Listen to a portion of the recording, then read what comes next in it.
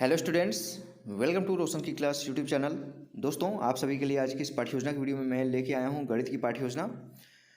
यहाँ पे कक्षा 8 के लिए अगर आप लोगों को वीडियो अच्छी लगती है तो प्लीज़ वीडियो को लाइक कर दीजिएगा। और ऐसी वीडियो अगर आप लोग डेली बेसिस पे देखना चाहते हैं पाठ्य योजना से रिलेटेड वीडियोज़ या फिर सूक्ष्म शिक्षण पाठ्य योजना से रिलेटेड वीडियोज़, तो आप लोग रोशन की क्लास यूट्यूब चैनल को सब्सक्राइब कर लीजिए। नीचे सब्सक्राइब बटन होगा वीडियो के नीचे, जैसे सब्सक्राइब करेंगे ऑल नोटिफिकेशन ऑन कर लीजिएगा, जिससे मैं यहाँ पे आप लोगों की हेल्प के लिए कोई वीडियो यहाँ पे अपलोड करता हूँ तो उसके बारे में आपको बिल्कुल फ्री में पता चलता रहे।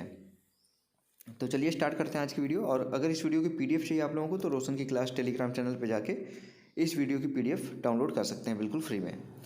तो चलिए स्टार्ट करते हैं। देखिए यहाँ पे लिखा गया दैनिक पाठ्य योजना संख्या 1। आपका जो भी पाठ्य योजना संख्या होगा 1 2 3 4 5 6 जो भी नंबर होगा उसका सबसे पहले बीचों बीच जिस पे से आप पाठ्य योजना बनाना स्टार्ट करेंगे उसके बीचों बीच इस तरीके से लिख लीजिएगा।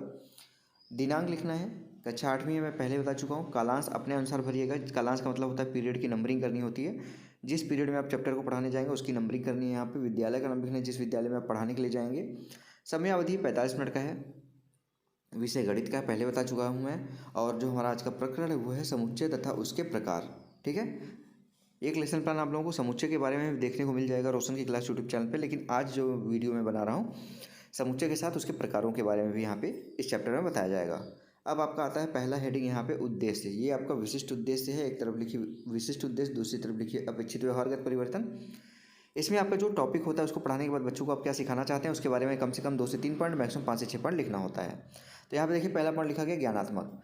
छात्र विभिन्न प्रकार के संग्रहों एवं समूहों का प्रत्यास्मरण कर सकेंगे। दूसरा पॉइंट है छात्र दिए गए समुच्चय के अवयवों या सदस्यों का प्रत्यास्मरण कर सकेंगे। तीसरा पॉइंट है छात्र समुच्चय निरूपण, रिक्त तथा उप समुच्चयों का प्रत्याभिज्ञान कर सकेंगे। दूसरा हेडिंग है बोधात्मक। इसमें लिखा गया है छात्र विभिन्न प्रकार के समुच्चयों को परिभाषित कर सकेंगे। दूसरा पॉइंट है छात्र समान समुच्चय एवं उप समुच्चय में अंतर स्पष्ट कर सकेंगे। तीसरा पॉइंट है छात्र विभिन्न संग्रहों एवं समूहों को गणितीय रूप में व्यक्त कर सकेंगे। तीसरा है हेडिंग ज्ञानोपयोग। इसमें लिखा गया छात्र दिए गए समुच्चय के ज्ञान का समान समुच्चय व उप समुच्चय बनाने में उपयोग कर सकेंगे। दूसरा पॉइंट है छात्र समुच्चय सिद्धांत का सामान्यीकरण प्रश्नों का उपयोग कर सकेंगे। चौथा हेडिंग है कौशलात्मक। इसमें लिखा गया छात्र समुच्चयों से संबंधित समस्यात्मक प्रश्नों के सरल एवं शीघ्रता से हल करने में का कौशल प्राप्त कर सकेंगे। दूसरा पॉइंट छात्र वस्तुओं के समूहों को समुच्चय के रूप में हल करने का कौशल प्राप्त कर सकेंगे। अब आपका अगला हेडिंग आता है सहायक सामग्री। सहायक सामग्री के अंतर्गत देखिए लिखा गया है कप, प्लेट, थर्मस, कॉपी, किताब, पेन आदि, झाड़न, चाक इत्यादि। ये सब चीज़ें इसलिए ले जाएंगे आप, इसमें से जरूरी नहीं सारी चीज़ें ले जाएं सहायक सामग्री की, इसमें से कुछ चीज़ें ले जाइए जिससे बच्चों को समूह के बारे में बता सकें। नेक्स्ट हेडिंग यहाँ पे है प्रश्न विधि और प्रविधि वाला। तो प्रश्नोत्तर आप सभी को पता है प्रविधि होती है, विधि नहीं होती। प्रविधि लिख लीजिएगा और व्याख्यान विधि होती है। पूर्व ज्ञान आता है। नेक्स्ट हेडिंग पूर्व ज्ञान में लिखा गया विद्यार्थी समुच्चय के बारे में समान जानकारी रखते हैं। और लेसन प्लान का सबसे इंपॉर्टेंट हेडिंग आता है जिसको कहते हैं प्रस्तावना प्रश्न। इसको 3 कॉलम में डिवाइड किया गया है। क्रम संख्या, छात्राध्यापक क्रियाएं, छात्र क्रियाएं। यहाँ पे बच्चों से देखिए 4 प्रश्न पूछ के प्रकरण निकलवाया गया है। पहला प्रश्न है, यहाँ पे 4 को 5 भी प्रश्न बना सकते हैं, मैं अभी बताता हूँ कैसे बनाएंगे। कक्षा शब्द किसके समूह का बोध कराता है? बच्चे बोलेंगे विद्यार्थियों के समूह का बोध कराता है। दूसरा प्रश्न है टीम शब्द किसके समूह का बोध कराता है? बच्चे बोलेंगे खिलाड़ियों के समूह का बोध कराता है। तीसरा प्रश्न है फौज समूह किसके समूह का बोध कराता है? तो बच्चे बोलेंगे सैनिकों के समूह का बोध कराता है। चौथा प्रश्न है गणित में इस प्रकार के समूह या संग्रह को क्या कहते हैं? बच्चे बोलेंगे समुच्चय कहते हैं। यहाँ पे बच्चे हो सकता है बता ले जाएं। तो चौथे क्वेश्चन में ना हो के 5वें क्वेश्चन में आप कंप्लीट करिएगा इसको प्रस्तावना को कि समुच्चय के प्रकारों के बारे में विस्तार से बताइए। बच्चे वहाँ पे नहीं बता पाएंगे तो यहाँ पे बच्चे समस्यात्मक हो जाएगा। आपको मैंने 5 क्वेश्चन बता दिया है। अब आप शिकायत मत करिएगा कि 4 ही क्वेश्चन है, 5 क्वेश्चन मैंने आप लोगों को बता दिया है। उद्देश्य कथन है। उद्देश्य कथन में आपको अपना टॉपिक बच्चों को बताना होता है कि उनको कौन सा टॉपिक पढ़ाने वाले हैं। तो यहाँ पे देखिए बच्चों आज हम समुच्चय तथा उसके प्रकार के बारे में अध्ययन करेंगे। अब बच्चों को पता चल गया कि उसको समुच्चय और उसके प्रकारों के बारे में इस चैप्टर में पढ़ने को मिलेगा। थोड़ा सा जूम कर लेता हूँ। इस हेडिंग को डालिए यहाँ पे प्रस्तुतिकरण। अध्यापन बिंदु 1 कॉलम बनाइए। दूसरा कॉलम में छात्राध्यापक या फिर छात्राध्यापिका क्रियाएं, छात्र छात्रा क्रियाएं, यहाँ पर सारांश और सहायक सामग्री। पहला शिक्षण बिंदु है समुच्चय की परिभाषा। विकासात्मक प्रश्न है मेज पर किन किन वस्तुओं का संग्रह किया गया है? बच्चे बोलेंगे cup, plate, thermos, pen, copy इत्यादि। इसलिए ये सारी चीज़ें ले जाना है और इसके अलावा भी आप कोई चीज़ ले जा सकते हैं, जरूरी नहीं है ये सारी चीज़ें ले जाइए।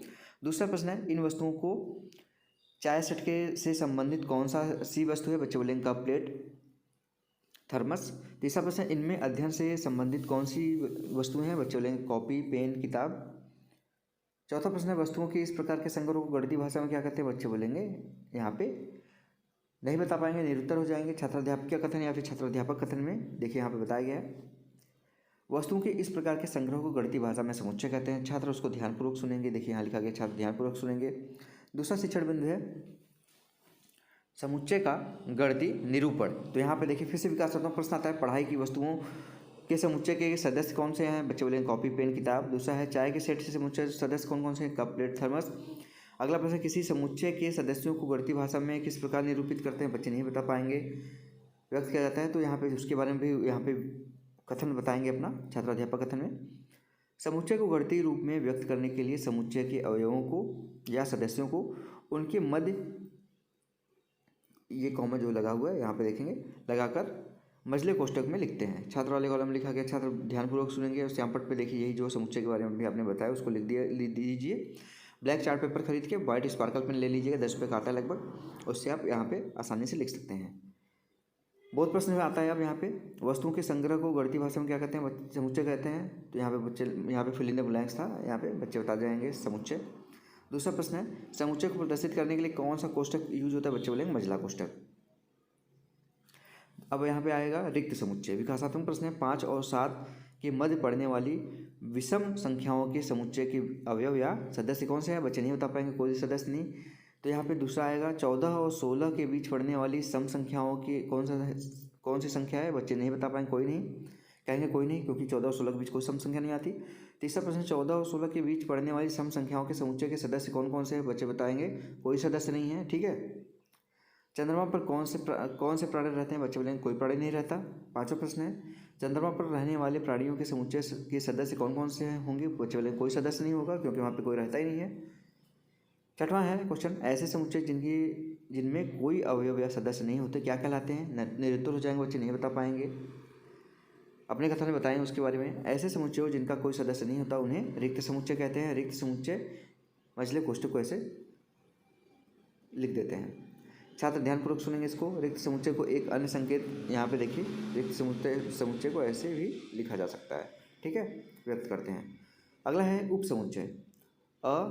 छोटे मझले कोष्ठक में कप, थर्मस, कटोरी, गिलास, इसको भी मझले कोष्ठक में बंद कर दिया। ब से कप और थर्मस, स है कटोरी और गिलास।